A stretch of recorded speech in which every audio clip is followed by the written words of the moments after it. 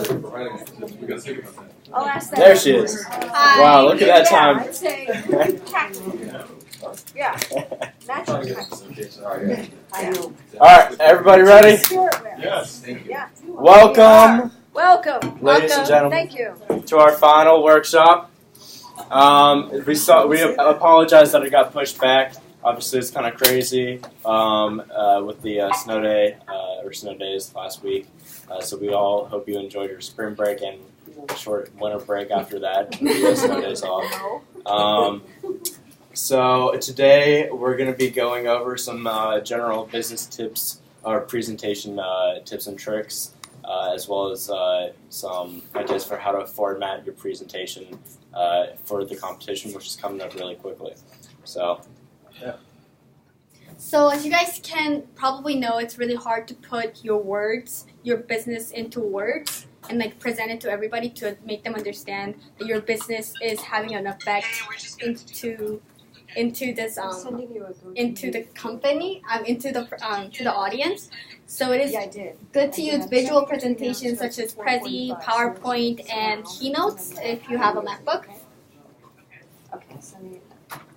It is also important to have a visual storytelling rather than just stating all the facts and stuff like that, because it can be boring to have just state the facts instead of telling a story, way more relating to the audience. So it is important to do visual storytelling and translating ideas and images to take audience into structured energy, and have a considered audience. You have to consider the audience. Obviously, you guys are presenting in front of 300 students of Montgomery College, but your main channel of the audience is going to be the panel of judges that are going to be right in front of the stage. The judges are, as you guys know, the local business leaders, and they are going to be looking for a specific numbers, not specific numbers, but like general numbers that you guys are going to be providing, the information that such as like what is it included in the executive summaries with the financial, the marketing, how you're going to target your target audience, and so far. Yeah, so you want to consider what they already know. So in terms of the judges, they're really not going to know anything about your business except for maybe a sentence that's in the program, and it's really up to you to relay your complete business idea to them as fully as you possibly can. So you really just have to keep that in mind that they really don't know anything, and you have to think about, if you're listening to someone else present their business, you wouldn't know anything about it. You want to be explained in full. So just think about how to do that. And the best way to do that is to leave them with the core information and core messages that you want to relay about your business to them. And so you can kind of start by outlining the main aspects of your business that you really want to convey, and then translate that into visual metaphors, because using pictures and videos and stuff like that is going to be a lot easier to remember and to get the point across to the judges than if you just have a screen full of text. So some things you definitely want to consider conveying to them is what your business does, where you're at today, both in the market space, whether it's just an idea, whether you actually have a location, whether you've been in operation for a year. Just kind of consider all that. And then where are you going? What's your vision? What's your ultimate goal for your company? Where do you see it going? To use an example, I'm going to use Starbucks because we run the MBI Cafe on campus and are completely unbiased. So what does Starbucks do? We provide quality coffee. So instead of having a bunch of text that says that, just use metaphors. Visual metaphors such as Starbucks cup, coffee imagery, and then just talk about it. You don't have to have everything you're saying on the screen. You really shouldn't.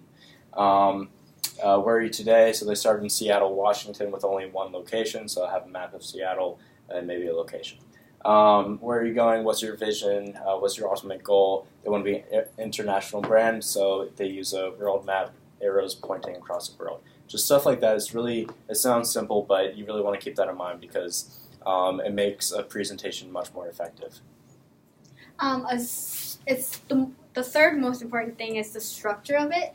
as Riley mentioned, the Starbucks started at Seattle, Washington. So you would go into or start off where it started and expand to where nationally and then globally.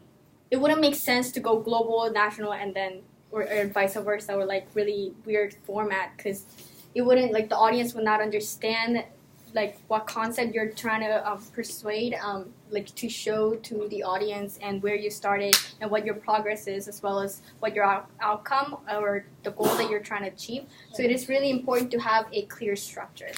Yeah. So you want to design your presentation to have purpose and structure, but you don't want it to be cluttered. You don't want to accessorize it and to make it so confusing that it's just so overwhelming for the audience and for the judges to look at. So the best thing to do is to try to stick to like a common theme.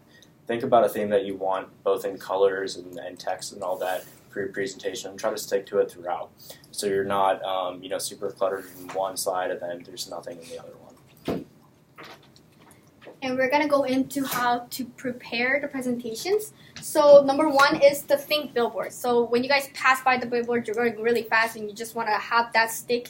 The company's goal is to have the one image stick into your mind. So you think about it like throughout your whole ride of the highway and then like maybe research the company and then like look into it. So you don't want to have a lot of materials on the one slide, having all like a one big paragraph with a lot of words, but instead have an image that can stand out and few points that you want to emphasize, like the billboards. My favorite one is the one with it's for McDonald's and it's a French fry and it's the gauge and the French fry is on E and it's like your fry gauge is empty. I don't even need McDonald's, but I want it after I see that. So again, images are really powerful. You want to use them to your advantage. It's a lot easier to understand an image than to read a screen full of text.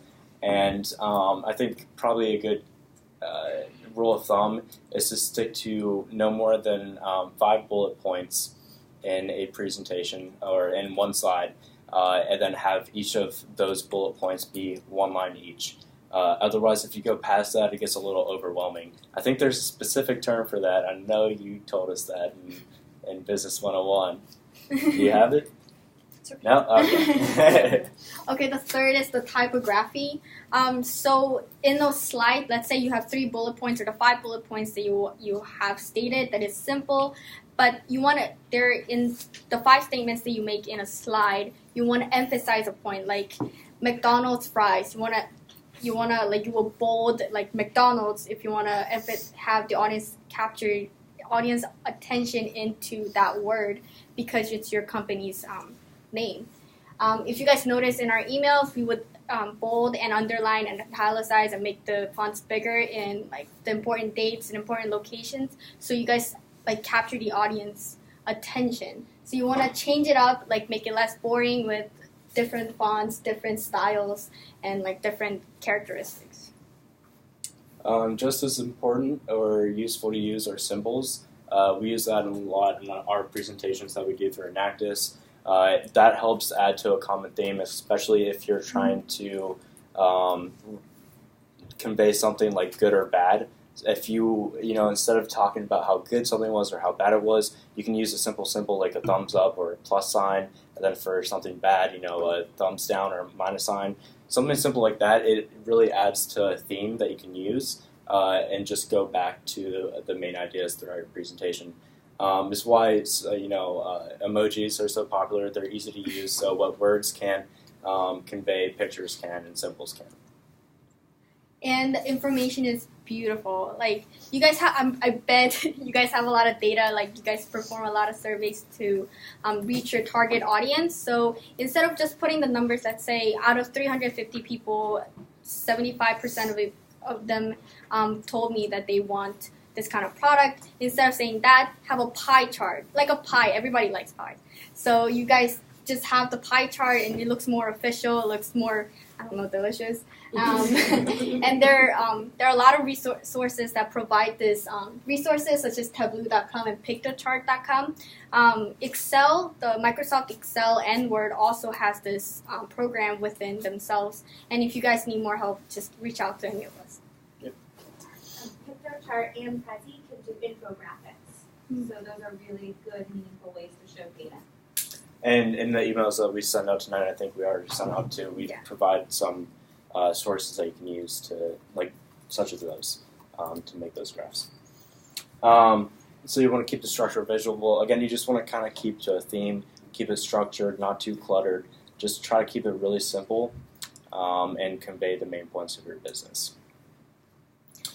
So now that we talked about kind of the ideas for the presentation itself, we can talk about what everybody dreads the most, the actual public speaking part of it. But it's important to note that it's not only important for this presentation, but throughout life, throughout your academic and professional career. And if you want to run for office, like Arnold up here, it's just a good life skill to have. So it's really important to be more conversational because you guys probably watch a lot of Shark Tank like episodes. They're more conversation. They're not like really official, like you memorize everything. It is important to like know what you're gonna talk about, but then it's more important to be more personal. You're trying to tell the story to the audience, be more conversational. So the similarities between public speaking and conversation is that they're both organized logically, tailored to the audience, adopt based feedback like the reactions of the audience or the reaction of the person that you're talking to, and it is purposeful. But the difference is that the public speaking is too structured. It looks too formal. It's like it might not be so personal, having like connections between the two, between the audience and the speaker, and it has a different delivery and less interactiveness. So you want to be more conversational with the audience to make them understand your business and let them know what you know. How many people in here have spoken to an audience larger than 10 people? Cool. So that's another idea. Engage with your audience. Just try to ask questions, get them entertained, show a video, picture, use props if you have a good that you're selling, something like that to try to keep them engaged and interactive. Also use eye contact, not just to be formal and because they'll expect it, but also so that you can gauge their interests. For example, a couple weeks ago we had a presentation for Enactus in Philadelphia, and I was looking around, I was making eye contact with all the judges, and when I looked to my right, one of the ladies was like falling asleep a little bit. Okay? So I picked up my voice a little bit, I got a little bit louder, and she was definitely awake and aware by the end of my presentation. And then you won. Yeah, exactly. And as I mentioned previously before, you guys want to tell the story, like not to be so formal, like tell the audience who you are and relate to the story. Last year, there was one example of Usher. I don't know if you guys know that. They actually created a video of where the audience actually laugh and related to, because it's a video of a guy who's overslept and was driving to campus and was looking for parking. And you guys know how there's literally no parking if you're like about like that 10 a.m. peak time. So when he showed that video that relates to his business also, it drew up a lot of attention. It captured people's attention as well as get them engaged into the presentation that they're performing. So you guys want to do that. You guys want to tell the personal story, tell a story, because you guys all have great stories and background stories of how you created this business. And remember, there's this Audience Choice Award. Oh, so yeah. Tailor to your audience, because even if the judges don't choose you, your audience might. Exactly. If you want to build clarity in your presentation, then it's best to do that within the first 90 seconds. This is a tip that Professor Weiser taught us last year. So you tell them what you're going to tell them, and then you tell them what you told them. So you tell them 3 times. And it's really effective. It's kind of the same thing that they do in a textbook in a chapter, which seems boring, but it's really effective, and it's why they do it. So they have, the intro, they have the keywords and phrases, then they have all the material, and then they have the summary and repeat the keywords. because it helps people learn and retain the information. So that's a good tip that you can use in all of your presentations. Intro, body, summary, tell them what you're going to tell them, and tell them what you told them. And be confident. You guys have such great businesses. You guys worked so hard for this whole semester. You guys are presenting to hopefully more than 300 audience this year, and panel of judges that's gonna look at your business and want to understand your business, know about your business. So you're trying to sell it by presenting your business. So you're doing marketing as you're presenting the idea at the final competition. And it's gotta be really easy to be likable because you guys are likable. You guys have great backstories of how you created the businesses. So just make sure to tell a story. Like you guys are, it's not even a question that they're gonna like you. So just be yourself. Body language is really important, especially in relaying confidence. Again, you want to make eye contact because it's a form you can gauge their interests. You want to avoid looking at the presentation. You definitely don't want to read off the presentation. You should be able to do yours without it in the background. Otherwise, you might just look at it and read off of it. You're not looking at them, and they're not interested at all, and they're not probably listening to what you say. So you want to know your presentation. You know your businesses. You're the ones that made them, and you just want to talk about them. You don't want to have to read it all off of the screen. Okay, question. Which one of these is the best body language? None? Yeah, none. Good question. You don't want to do that. Have you ever watched like a TED talk or like the CEO of Apple or Google talk? They're like this. They're up there. They're really owning the stage. They're getting super dramatic and they're doing a little dance. You want to do the same kind of thing. Occupy space. Walk around, but don't walk past the purple rug. And they'll show you that. Exactly. And practice. So as our Enactus, our director, director of MBI always tells us, Mr. Lang tells us, is we have to try out for the Enactus presentations every year, and he always tells everybody to practice at least 15 minutes to 20 minutes a day, just like going over it, just reading it, like just know your script. Just by doing 15 and 20 minutes a day, it's gonna improve your skills a lot. Trust me on that. Like I suck at public speaking. Like I just couldn't. I've improved a lot just by like practicing 15 to 20 minutes a day. And it is nervous. It's nerve-wracking to speak in front of like hundreds of people. So practice by like speaking in front of your friends, your family, your peers, maybe like your class. That's a bigger group. So like that's the one thing I really want to emphasize, because that is one thing that really helped me a lot too. Yeah, and it's kind of funny because the more you practice, also the less scripted it sounds. Mm-hmm. Because after you know it so well, you can start to just talk like you're normal, not like you're just repeating facts. But you don't have to memorize it. You might just want to know the key points, whatever works best for you. Just whatever you're going to do is best to practice. Oh, and you want to maybe have yourself speaking recorded, so you know what you do while you talk in front of people, or while you talk.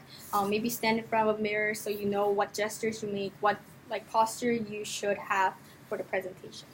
Yeah, you might find out something that you weren't even noticing you're doing. Like I'm always told that I'm monotone when I speak. So videotaping yourself, you kind of realize that and you can work to fix it.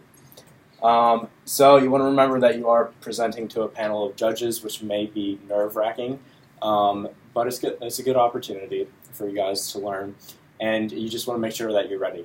You kind of want to try to anticipate what they want to ask or what they might ask about your business, and try to address all of those potential questions, in your presentation, so that at the end, they don't have any questions, or they have relatively few questions. That's like going to be the best feeling.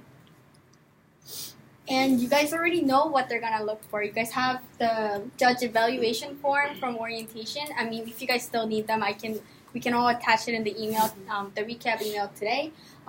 What they want to see, what they're judging you on, what they're confused about, what they might be confused about. So you might have they might have questions. Maybe be prepared for the questions that they might ask. Question? It's 5 minutes, right?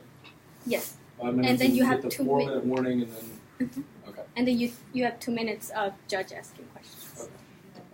2 minutes of questions? Yeah. Oh, these are fine. Oh, actually 5 minutes. 5 minutes. Sorry. So it's 5 plus 5? Yeah, 10. So be prepared for the questions. Like if you practice in front of your peers or your family, maybe have them ask you questions. Like maybe practice like think of the questions they might ask, because you might know all about your business because you guys created it, but they certainly do not. So like they will ask you a lot of questions. So know your business inside and out. I mean, you guys already do because you guys created this.